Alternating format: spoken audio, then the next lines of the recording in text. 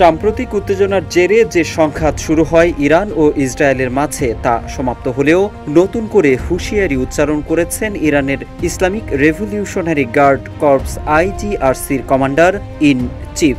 শত্রুর ভুলের সমুচিত জবাব দেওয়ার কথা জানান তিনি। IRGC commander in chief general Mohammad Pakpour 25 June বলেছেন, শত্রু কোনো ভুল করলে দৃঢ় ও সমুচিত জবাব দিবে তেহরান, আর সেজন্য তাদের সকল যোদ্ধা সর্বদা প্রস্তুত রয়েছে। এই ইরানি জেনারেল আরও বলেন, সকল যোদ্ধা বন্দুকের ট্রিগারে আঙ্গুল চেপে রেখেছে।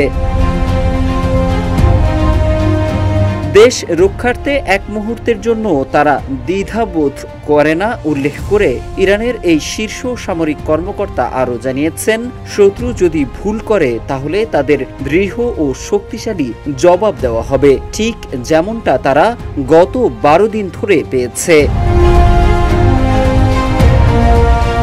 এদিকে জাতিসংঘের পরমাণু সংস্থা IAEAর সঙ্গে সব ধরনের সহযোগিতা বন্ধের সিদ্ধান্ত নিয়েছে ইরান। এ বিষয়ে দেশটির পার্লামেন্টে একটি বিল অনুমোদন দেওয়া হয়েছে। ওয়ালটন আবারো মিলিয়নিয়ার অফারে ওয়ালটন ফ্রিজ কিনে আপনিও হয়ে যেতে পারেন মিলিয়নিয়ার।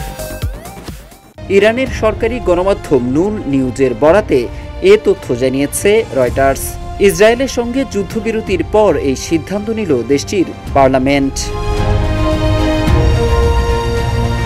ইরানি পার্লামেন্টের স্পিকার মোহাম্মদ বাকের কালিবাফের বরাতে বলা হয়, ইরান বেসামরিক কাজে ব্যবহৃত পারমাণবিক কর্মসূচিকে আরও গতিশীল করবে। স্পিকার বলেন, IAEA এমনকি ইরানের পরমাণু কেন্দ্রে হামলার নিন্দাও জানায়নি এবং এতে আন্তর্জাতিক মহলে তাদের বিশ্বাসযোগ্যতা প্রশ্নের মুখে পড়েছে।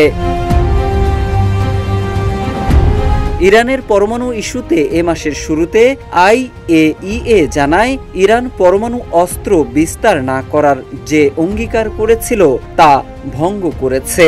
তেহরানের দাবি, মূলত এ কারণে তাদের উপর হামলার সুযোগ পায় ইসরায়েল। তবে ইরানের পার্লামেন্টে পরমাণু ইস্যুতে নেওয়া সিদ্ধান্ত সম্পর্কে নূর নিউজ জানিয়েছে, পার্লামেন্টে সিদ্ধান্ত পাশ হলেও এর চূড়ান্ত অনুমোদন দেবে ইরানের সর্বোচ্চ জাতীয় নিরাপত্তা কাউন্সিল।